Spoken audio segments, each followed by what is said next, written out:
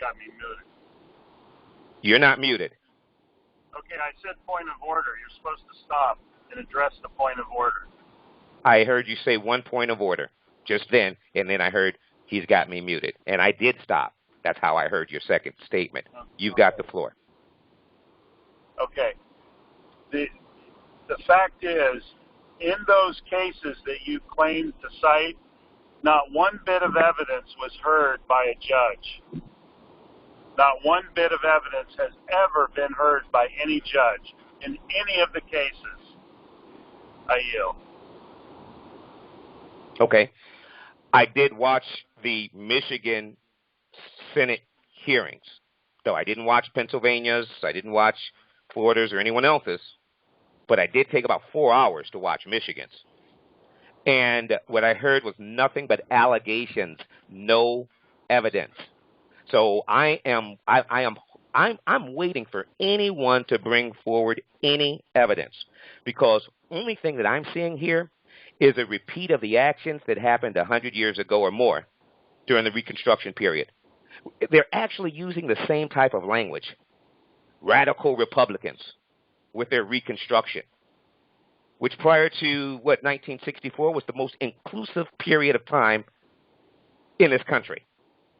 So they're using the same, and I'm seeing the same, Georgia was the last state then to be admitted into the Union after readmitted to the Union after Reconstruction, because they had removed all of their black state, representation in the state the year before. So they were kicked out. They were actually readmitted, kicked out again, and then came back in. And to me, this is a repeat of all of those actions. I'm looking at this, and I'm just shaking my head. I'm looking at this all over what's going on in this country, and I'm like, this is the same thing that happened in 1869. We're going through the same things that they were doing in 1870. Matter of fact, 1865, prior to that. The black codes and those type of things that brought on the first Civil Rights Act. I'm hearing the same language. It's disheartening. But we'll play it out. And I'm going to follow this through, looking for any evidence. I yield. Thank you. If I may. Lewis, are you saying that, if I might, are you saying that you have not seen any affidavits presented yet? Affidavits should be considered as evidence, I do believe. Yeah, I have. However, I've also heard those people speak on those affidavits at the Michigan Senate hearing, on a few affidavits that I was able to read. Yeah. And believe me, if I was sitting on a jury, I'd bring them up for perjury. Okay, well, I'd bring them up. They're historic, and see, that's the problem, Charles. When one brings forward an affidavit, we are to accept that as fact. But the people here, when it comes to a matter of ethnicity and racism, with these targeted lawsuits in places like Milwaukee, Wisconsin, Wayne County, of course, targeting Detroit here, and others that have some heavily populated black and brown populations. I don't use the word minority, and that heavily Democratic population is a code word. It's nothing but a dog whistle. So let's call it what it is. What I am seeing, and it is my observation, that anytime large numbers of black and brown people are voting, the other side, the Republican side, sees that as fraudulent. And they are surprised that, number one, 66% of the population turned out to vote. That was even higher than Barack. That was surprising, number one, for them. And the fact that so many people actually despise that human being, Mr. Trump. That is a shock to some people. And us on the other side are looking like, are you kidding? He's one of the most despicable human beings I've ever had to witness in my life. But that's an opinion. That's simply an opinion. I think that we are wasting our time with that. And when I look to deal with the de facto, I'm looking at the administration and the policies and how will we interact with them. Certainly not to look to keep one or the other in office, although this one here, my belief, and obviously I am not in the majority here on this call, was actually dangerous to the union.